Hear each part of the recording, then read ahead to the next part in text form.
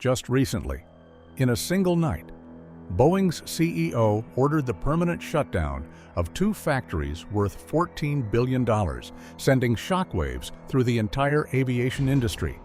These factories, once considered vital symbols of America's aerospace empire, have now become graveyards for hundreds of unfinished 737 MAX and Dreamliner aircraft. According to an internal source, the real reason behind Boeing's sudden decision to close both facilities was not restructuring, but to hide a series of technical flaws that were never reported to the public. So what exactly is being concealed inside those $14 billion factories that were just shut down? Could this be the final chapter for Boeing, the $14 billion secret complex? In June 2025, the entire aviation industry was shaken when Boeing suddenly announced the closure of 2 key factories in Moses Lake and Everett, Washington, a decision described by many insiders as dismantling its own foundation. At Moses Lake, this facility had once been the centerpiece in Boeing's efforts to recover dozens of 737 MAX aircraft that were grounded after the global flight ban in 2019. The area functioned like an intensive care unit for planes.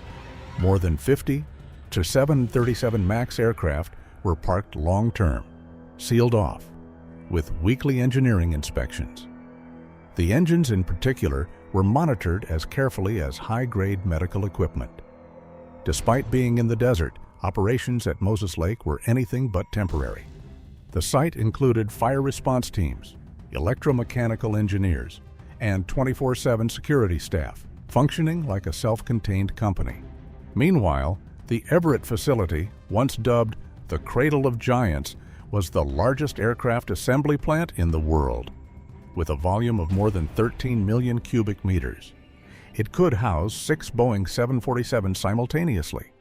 It was the birthplace of American aerospace icons, the 747, 767, 777, and 787 Dreamliner. Even after Boeing moved the main 787 production line to South Carolina, Everett remained crucial, receiving and repairing over 120 Dreamliners found to have microscopic gaps between fuselage joins, a serious flaw that had led the FAA to halt deliveries for months. Each aircraft there had to be completely disassembled and reassembled with millimeter-level precision, like neurosurgery. These 2 facilities were more than technical hubs. They were monuments to Boeing's long struggle to recover after nearly a decade of crisis, so the abrupt closure of both sites stunned the entire industry. Many are now asking, is this an attempt to bury the past or to quietly erase something before entering an uncertain future? On paper, this was part of a production restructuring strategy. But inside the industry, those who had set foot within called it an emergency evacuation, where Boeing not only withdrew personnel, but also pulled out its darkest secrets, with a total investment value exceeding $14 billion USD.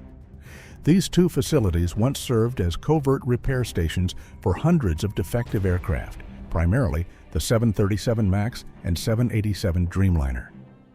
But the name Shadow Factory didn't just refer to quiet operations. It was a place where the light of justice and safety standards seemed unable to reach.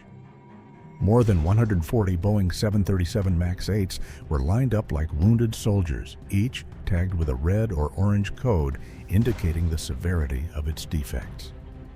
One aircraft had a wing panel blown open during its first inspection. Another was labeled thermally unstable after just 2 hours of flight testing.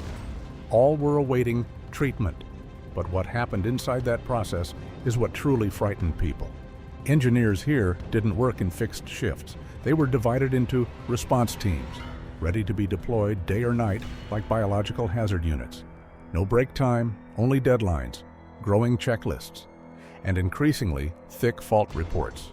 They were all required to sign strict non-disclosure agreements, with a level of secrecy higher than military aircraft assembly lines. We once used special epoxy tape to cover cracks on the belly of the aircraft, cracks that should have required a full fuselage replacement, an anonymous engineer revealed. There was even a case where a Dreamliner had a fracture in the engine assembly, but management ordered it patched with liquid alloy and photographed in a way that hid the weld mark. It wasn't just technicians. A special team was assigned as the Image Review Unit.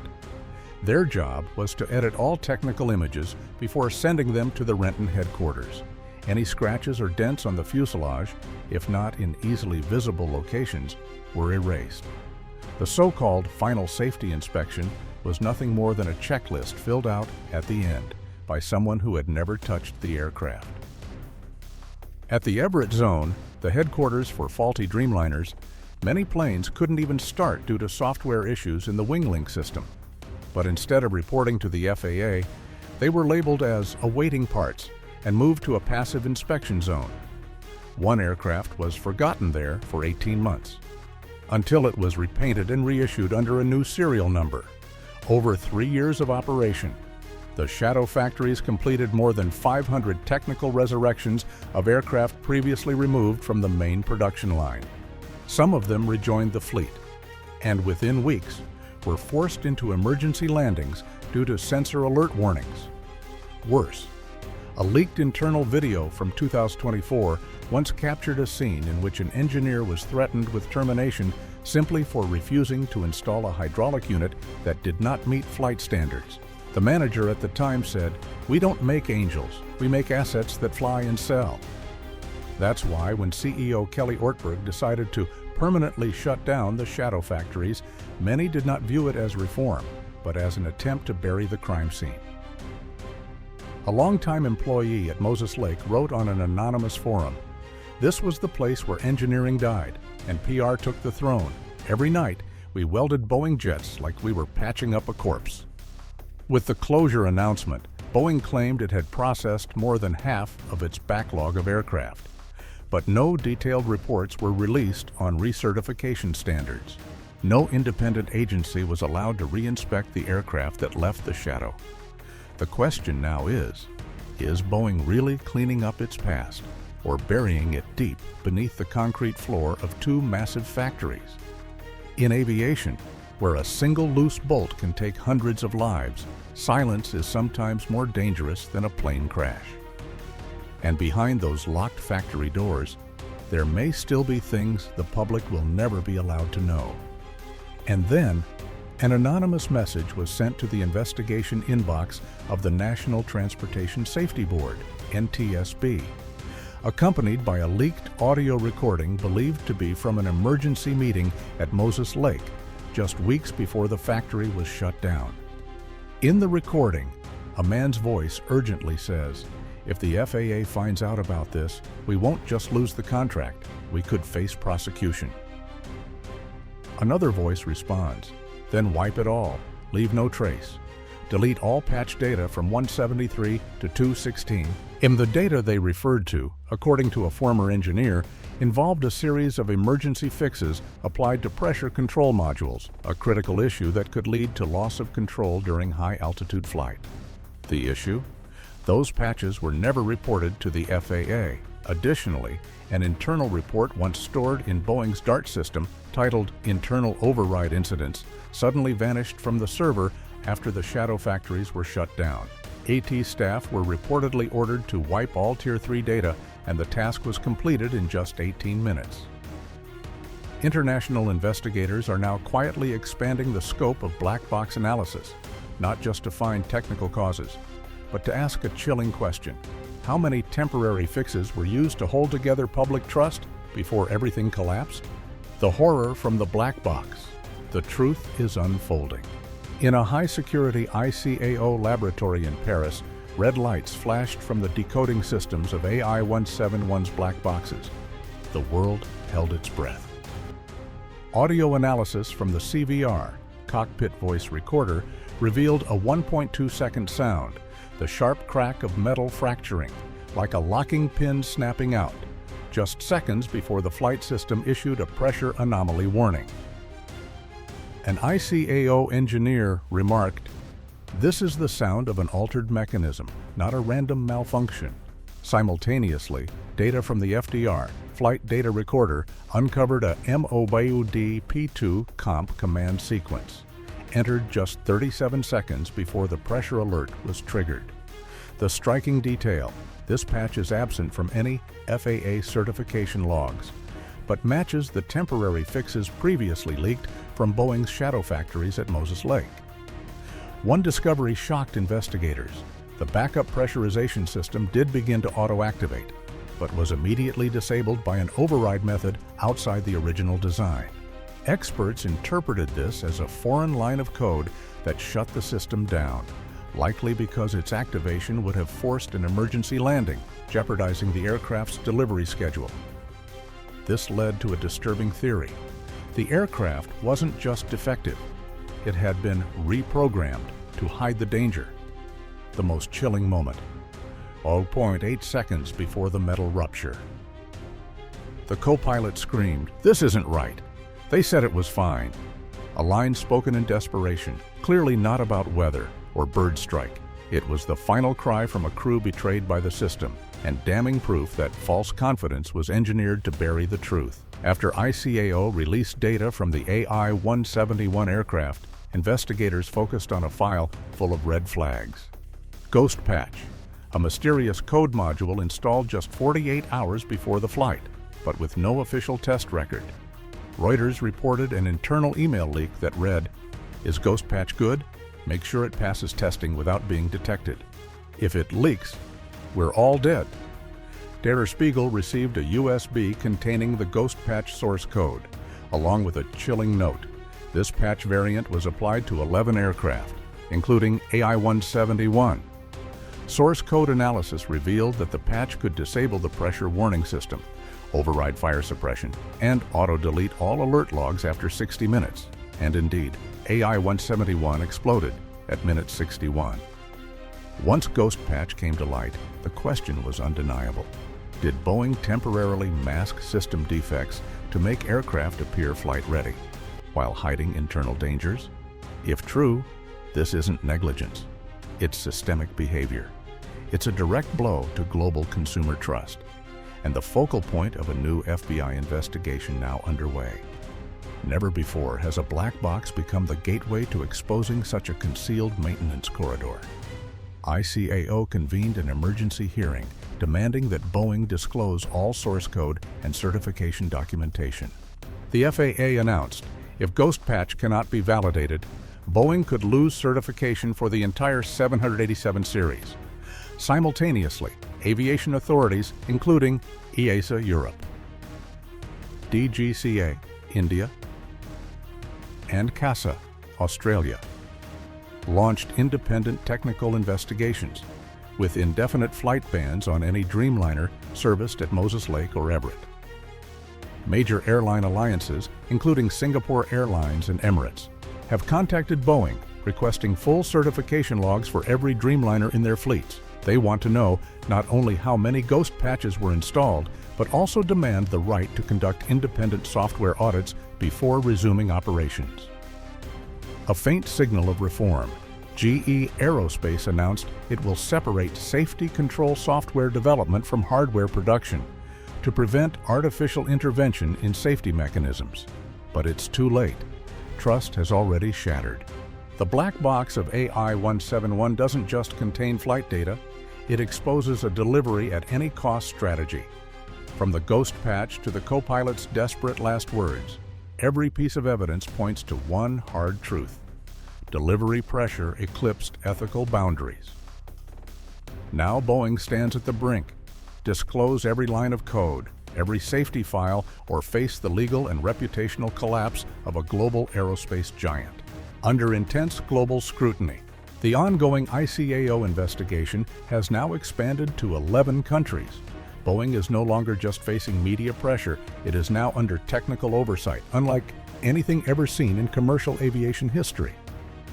On July 18th, the U.S. Federal Aviation Administration, FAA, announced a new production cap for the Boeing 737 MAX, a maximum of 38 aircraft per month, significantly lower than the 52 units Boeing had projected earlier this year. But the more dangerous development, the FAA is no longer the sole authority.